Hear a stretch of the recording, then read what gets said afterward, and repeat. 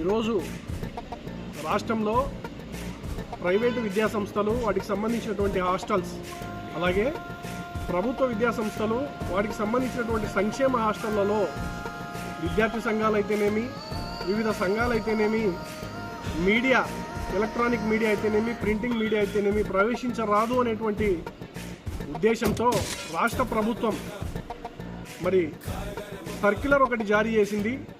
C1/1234/2026 అనేటువంటి circular ఇచ్చి విద్యార్థి సంఘాలను విద్యా సంస్థల్లో ప్రవేశం లేకుండా, ప్రెస్ మీడియాను ప్రవేశం లేకుండా చేయడాన్ని మేము ఈరోజు తీవ్రంగా ఆక్షేపిస్తూ కర్నూలు జిల్లా జాయింట్ కలెక్టర్ నూరుల్ కమర్ గారికి వినతిపత్రం అందజేయడం జరిగింది.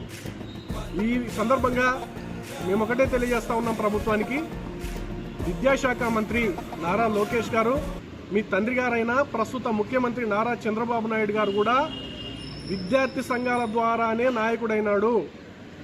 మరి ఈరోజు విద్యా సంస్థల్లో ఉన్నటువంటి సమస్యలని వెలికి తీసేటువంటి బాధ్యత ఉన్న ప్రెస్ అయితేనేమి, విద్యార్థి సంఘాలు అయితేనేమి వాటిని నిర్మూలించాలని చెప్పి చూడడం ఎంతవరకు సమంజసమని చెప్పి మేము ప్రశ్నిస్తూ ఉన్నాం.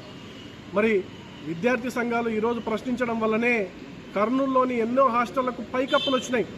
వర్షాకాలం వస్తే పూర్తిగా నీళ్లు గారుతూ విద్యార్థులు తీవ్ర అవస్థలు పడుతూ ఉంటే రాయలసీమ విద్యార్థి పోరాట సమితి ఆధ్వర్యంలో మరి హాస్టల్ను సందర్శించి కలెక్టర్ గారిని కలిసి వర్క్ చేపించడం జరిగింది గతంలో. మరి ఈరోజు అనంతపురం జిల్లాలో చెట్టూరు మండలంలో హర్షవర్ధన్ తేజ అనేటువంటి అబ్బాయి హాస్టల్ గోడ కూలి చనిపోవడం జరిగింది.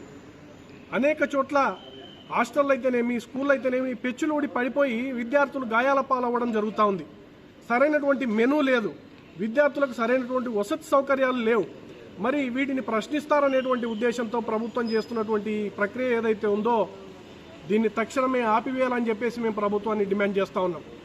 ఎందుకంటే రాష్ట్రంలో విద్యా సంస్థలు అనేకం సమస్యలతో కొట్టుమిట్టాడుతుంటే మరి ప్రభుత్వం వాటన్నిటిని పట్టించుకోకుండా, ఎవరు ప్రశ్నించకుండా చేసుకోవడం అన్నది తీవ్ర బాధాకరమైనటువంటి విషయం. కాబట్టి తక్షణమే విద్యాశాఖ మంత్రి నారా లోకేష్ గారు, డిప్యూటీ సీఎం పవన్ కళ్యాణ్ గారు, రాష్ట్ర ముఖ్యమంత్రి నారా చంద్రబాబు నాయుడు గారు స్పందించి ప్రజలకు ఏదైతే మేలైనటువంటి పనులు అవి చేయండి.